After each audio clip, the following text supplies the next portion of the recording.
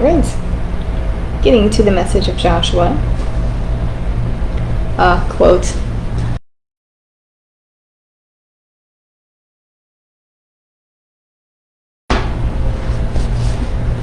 Cannot forget the lovely quote.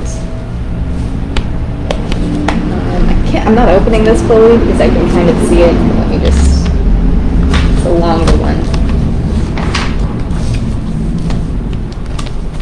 And it reads, I shall be a short time tonight. I have seldom spoken with greater regret, for my lips are not yet unsealed. Were these troubles over, I would make my case, and I guarantee that not a man would go into lobby against us. Speech on Abyssinian crisis, usually quoted as my lips are sealed. Interesting, that's where that comes from December 10th, 1935. My lips are sealed. What do we usually think of? Secret, right? A secret, something maybe that's forbidden to speak of. Goes along with this, even though it's not mentioned expressly in the transcription that I wrote. I'll go into, why this is relevant, but there is a secret that somebody is holding and something that they were not supposed to do and so forth. So it does relate to this section. All right, let's go ahead and begin. Now Joshua sent men from Jericho to Ai. So I want to say AI because that's like the coin term, but it's I think I or I don't know. But anyways, just bear with me here. Which is near Beth Aven to the east of Bethel, and told them, go up and spy out the region. So the men went up and spied out Ai. So about 3,000 went up, but they were routed by the men of Ai, who killed about 36 of them. They chased the Israelites from the city gate as far as the stone quarries and struck them down on the slopes. At this the hearts of the people melted in fear and became like water. And Joshua said, Alas, sovereign Lord, why did you ever bring this people across the Jordan to deliver us in the hands of the Amorites to destroy us? If only we had been content to stay on the other side of the Jordan. So here Joshua is having some second guessing, maybe on his leadership and decision making. But again, the Lord had commanded them, I guess, to go across and spy out the region. But that was more Joshua's deal, was telling them to spy, but that was their next move, right? The Lord had commanded them that was their next move. So Joshua is second guessing himself and the Lord, saying, why did you do that? Our men had died. Only 36 of them compared to the other massacres that had taken place, but they were a little bit defeated after having success after success, cocky, if you will.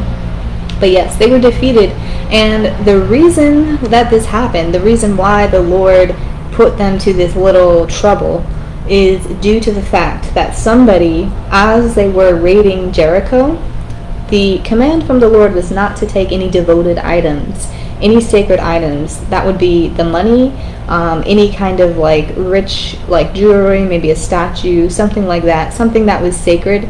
That was to be for the church and to the Lord. So they could take it, but it's going to the Levites to hold, to service the church and the Lord, right? Okay.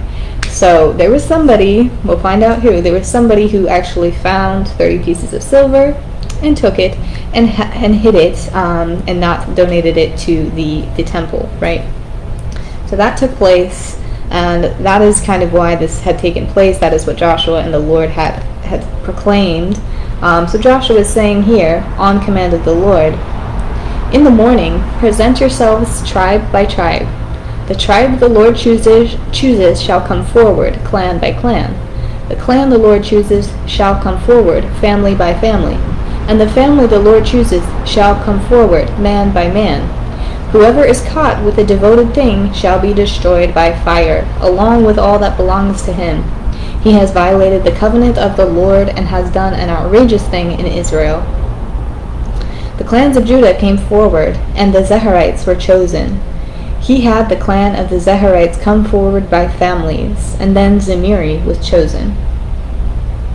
I didn't go into detail, but Zimiri was the person who stole the silver, and again, It's interesting how God's judgment is always the best judgment. Like, how would they know which clan to choose, right? Which family to choose, which person to choose, right? The tribe, right? So each of the 12, yes, sorted out on behalf of God's judgment and guidance by the hand of Joshua. Anyways, Zimiri was chosen and he was put to death. I did not put that in there, but yes, he was put to death by the Israelites. And then they were kind of going through like a little process of woe is me. Then the Lord said to Joshua, "Do not be afraid, do not be discouraged. Take the whole army with you and go up and attack Ai. Go up and attack Ai, for I have delivered into your hands the king of Ai, his people, his city, and his land. You are to rise up from ambush and take the city. The Lord God will give it into your hand."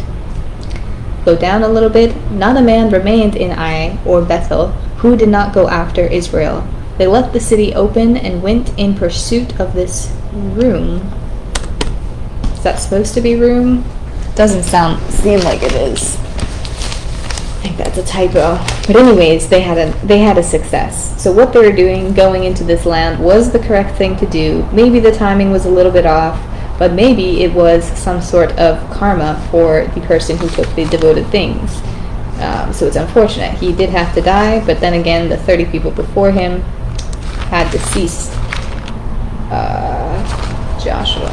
Look, guys, we're getting so far. It's always satisfying to know that, like, we've made progress, right? Joshua. Not a man remained.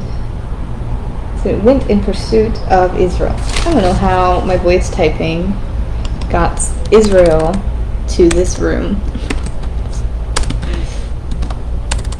Israel. They left the city open and went in pursuit of Israel.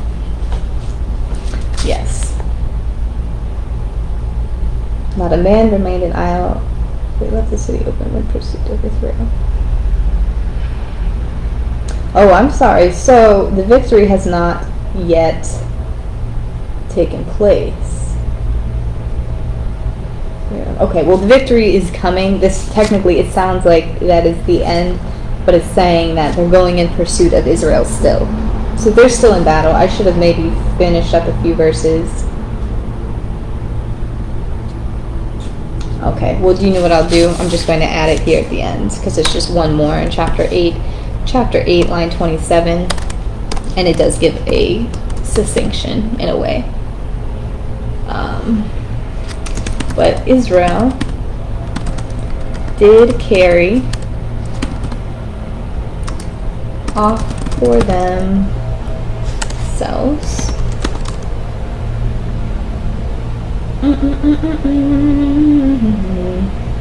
the livestock and plunder of this city. The livestock and plunder of this city. Okay, so this implies not defeat. This implies victory, right? They're taking the livestock and the plunder of this city, as the Lord instructed Joshua. Okay, so we are learning the people of Israel, very militant, are they not? Highly militant. Very strong, of course, with the hand of the Lord. They're unlikely to be militant, but they are very militant.